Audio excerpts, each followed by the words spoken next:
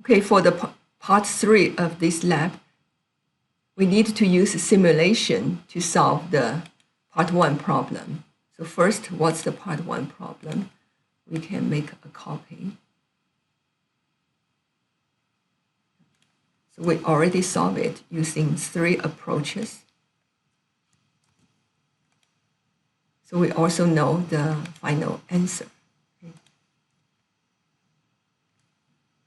So simulation is a way to mimic the real experiment process.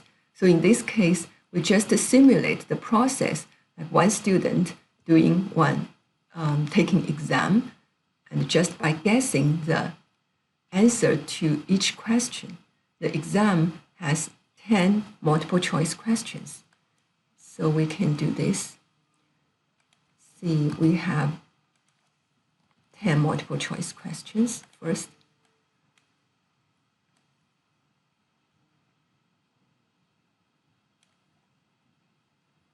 Then this is the trials. Okay.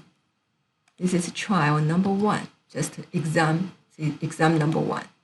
That's 10 multiple choice problems. So for every question, the student guess. So that means you just pick up the random number between 1, 2, 3, or 4. Just the 4 possible answers. So that's equal to the random number. We know this random number, this function gives us the value between 0 and 1. So we multiply 4. So now we generate the random number between 0 and 4. Okay. So this could be 0.11 to 3.99. So since what we want is either 1 or 2 or 3 or 4, so we want the whole number. We round it up. Okay. So if generated number is 0.01, let's round up to 1. If generate like 3.44, let's round up to 4. So we round up, and this 0 indicate there's no decimal point.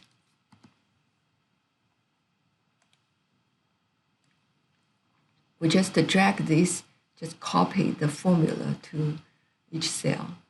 Now, this is the first exam. There's 10 questions, and the random guess the answer. The student random guess the answer. So it's first one, number 4. So, and 4. So which answer is correct? We assume the number 1 answer is the correct one. Okay. So for every question, if we assume number 1 answer is correct, so we can count out of 10 how many correct answers, number of correct answers, number of correct answered questions. So in other words, since number 1 is correct, I just count number 1, how many ones out of these 10. So the second is correct. See, 1, 2, 3 is correct. So we just count if, see this value, okay? If there is 1 equal to 1. Oh, we just use 1. That's the.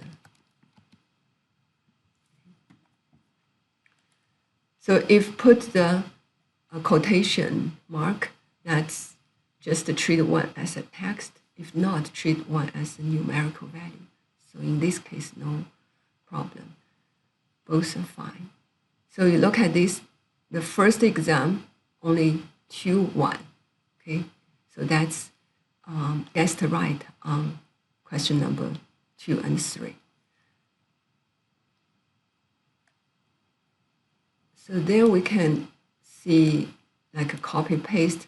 So this is trial number 2, trial number 3. Okay.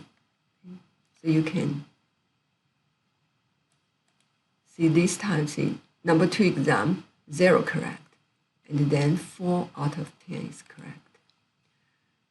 So simulation is we try to simulate the real trial or experiment.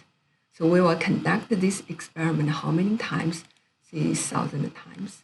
So we can drag this down to 1001 should be.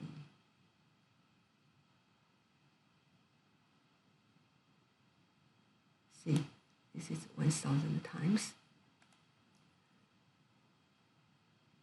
And then Excel now have very nice function. You just right click.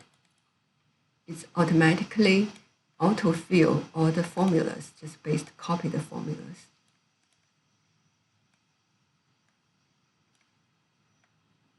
So down here you look at number 1,000 experiment, like 1,000, number 1,000 exams. So out of 10 questions, how many won? Now guess the correct 2. So now what we are interested, so number of correct answers, correct answered questions out of 10, that's exactly the random variable x, right? Could be 1, 2, could be 0, or up to 10. But the probability it happened are different. Okay? So next we like to see what's the mean. On this mean we can see that we call x bar. So which is the sample average. Okay?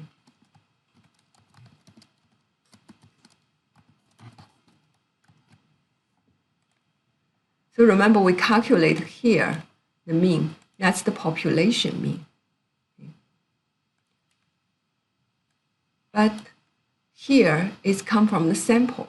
Okay. We tried 1,000 times. What's the average?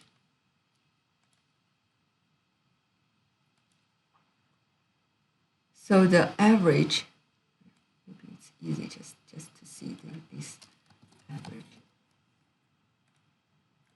We just use average of this x value. We simulated 1,000 times. What's the average? See, this is from 1,000 times simulation. Your true mean.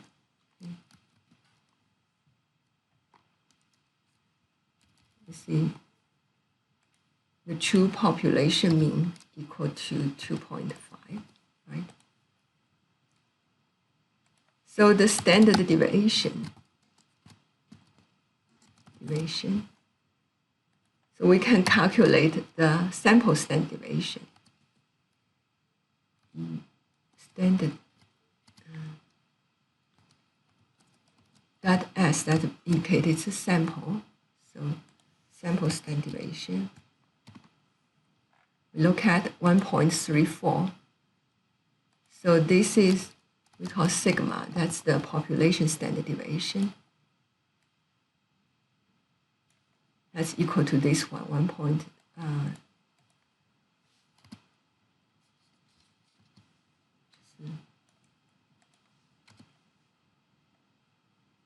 so you see quite close, right? So this is from your simulation. That's the sample standard deviation, sample mean. Compare with the population, it's quite close. Next question is the probability. We like to know the probability. Here in the sample, we don't say probability, that's the proportion. Okay. Oh, the relative frequency, another good word, relative frequency.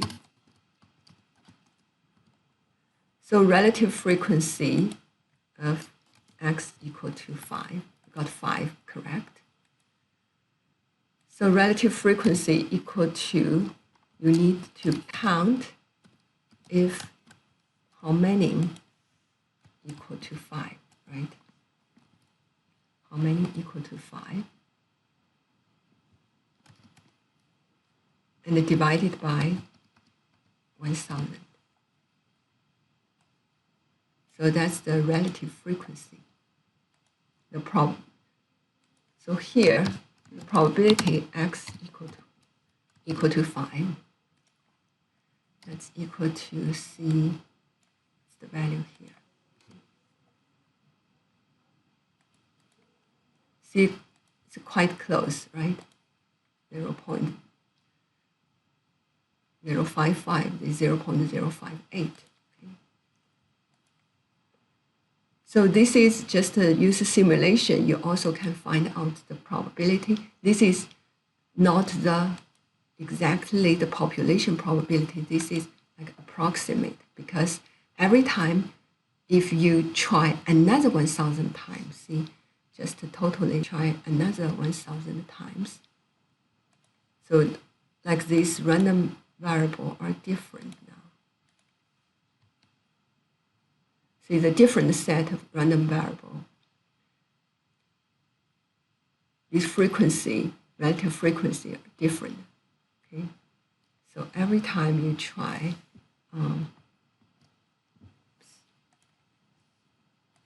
if any operation in Excel will generate a new seed of random variable. So all this based on the random variable, the value will be changed. See, this time another 1,000 experiment simulation give you a different relative frequency. So we know the probability is a long run relative frequency. So if instead of 1,000, if 5,000, the relative frequency will be very close to your true probability. Okay, so this is the part 3, the simulation to solve the problem.